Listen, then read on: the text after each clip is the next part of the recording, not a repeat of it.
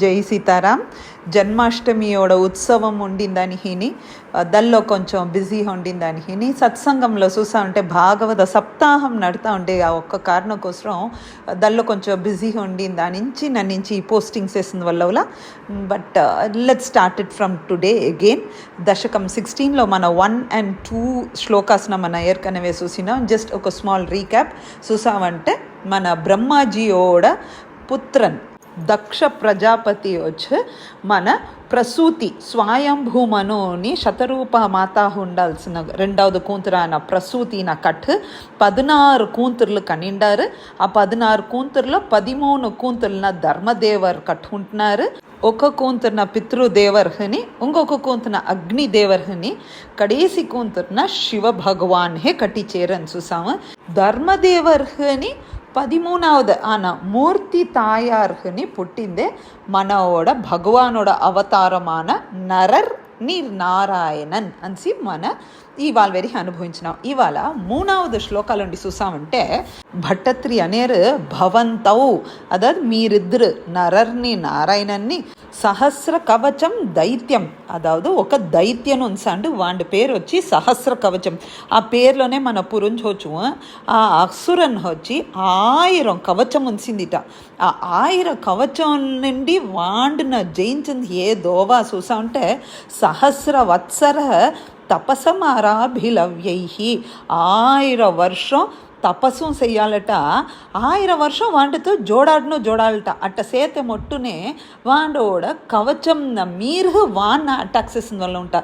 దానికోసరనే నరర్ని నారాయణని ఏం చేశారంటే పర్యాయ నిర్మిత తపస్సమరౌ అనేరు. వాళ్ళిద్దరిని మాతిట నరరు 1 వర్షం తపస్సుంటే నారాయణన్ వచ్చి ఈ సహస్ర కవచంతో జోడాడుతూ ఉంటారుట. அடுத்தது உடனே நாராயணன் போய் தப்பசேசி ஆரம்பிச்சேప్పుడు నరన్ వచ్చి వీంటితో జోడాడుతురుట. ఇట్ట ఒక్కరు తప్పసేస్తా ఉండేప్పుడు ఇంకొకరు జోడాడవడం. ఇట్టనే 1000 వర్షం జోడాడి వాడోడ కవచోన అప్పుడే ఎత్తుంది వల్లవిందిట.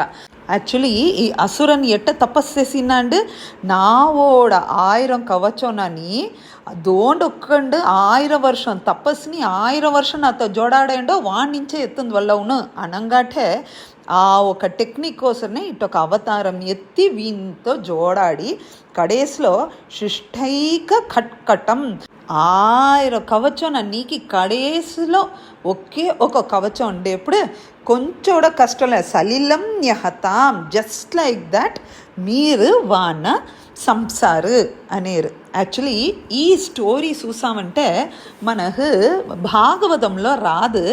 ఆనా ఇది మహాభారతంలోనే ఈ స్టోరీ ఉంది. భట్టత్రి మహాభారతంలో ఉండిన స్టోరీననే ఇక్కడ ఎత్తొచ్చి వేసిండారు. அடுத்தது ఈ సచ్చిపోయినండే ఈ అసురన్న ఒకే ఒక కవచంతో పెట్టి వీండే ఫ్యూచర్లో మహాభారతంలో చూసినామంటే మనకు కర్ణన్ పుట్టినాడు. ఇవాళ ఈ స్టోరీయోட తాత్పర్యం ఏమి, what do I learn from the story చూసామంటే మన ఒక్కొక్కరుని మనోడ వాళ్ళల్లో 2 మన చెయ్యాలి. ఏం చెయ్యాలి? ఈ లౌకిక విషయంలో ఉండిన ఈ లౌకిక విషయాలతో మన పోరాడాలి. అదే టైంలో మన మనసు రోగుల భగవాన్న నెలచి నిప్పాటుంది మన ప్రాక్టీస్ చేయాలి. సో ఇదే మన లెర్న్ చేయాల్సిన లెసన్ ఫ్రమ్ నరర్ని నారాయణన్ని. ఇవాళ அடுத்த వచ్చే 4வது శ్లోకాలుండి 8வது శ్లోకా వెరిహి వచ్చిన విషయం చూసామంటే భాగవతమోడ 11வது క్యాంటోలో అవుతుంది 4வது చాప్టర్లో. దాన్న సురుకంగా ఇక్కడ భట్టత్రి చెప్పిండారు. ఏం చెప్పిండారు అనేది మన రేపటి అనుభవించుతా. జై సీతారాం.